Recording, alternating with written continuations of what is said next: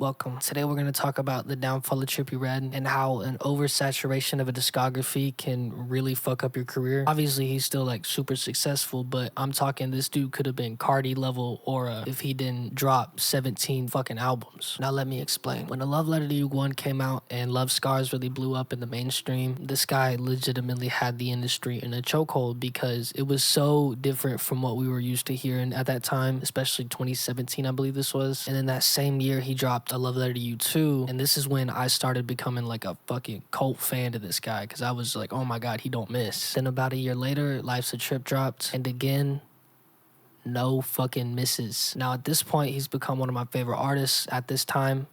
Now keep in mind that I did say at this time. And then 3 months later, this guy decides to drop A Love Letter to You 3. And this has to be one of my top 3 Trippie projects of all time. So you can see that this guy's just on a fucking roll. That's 4 albums in a row that are classics for this time period. And then he drops this bullshit. Being the biased fan that I was at the time, I kind of forced myself to listen to this one, but it's very clear that this is really not that great of a project because I haven't gone back to any of those songs in like probably 4 or 5 years, and neither has anyone that I've known. And at this point, I'm just like, all right, well, maybe, one bad project. Okay, it's cool. I'm sure he'll hit on the next one.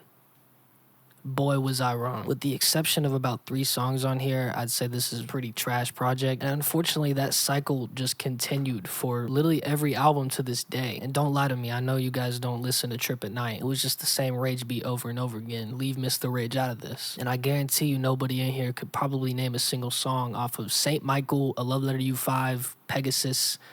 There's 3 different fucking versions of Pegasus I'm seeing right now. So let me backtrack to where I said he'd have Cardi level aura. This is what Trippie Redd's discography looks like as of right now with just the albums, because all of his releases together look like a Temu shop screen. And this is Playboy Cardi's discography with just the albums. And you can see a major fucking difference here. We all know these Cardi albums are fucking classics, but that's because he don't drop bullshit.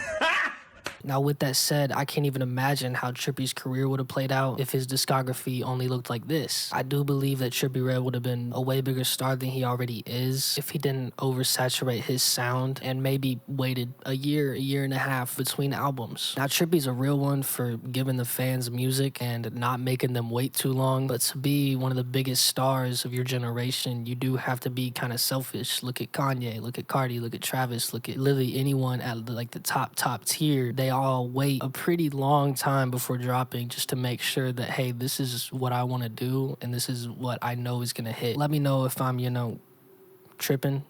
Anyways, Disco Tits 555 signing off. Maggiano's hopping out the bins like a mobster. Pasta, Pellegrino, penne out of vodka. Lobster, A&R's talking to me proper. Bring a pound of wedding cakes to every single concert. You ain't lame and I can tell it. To me, this rap game.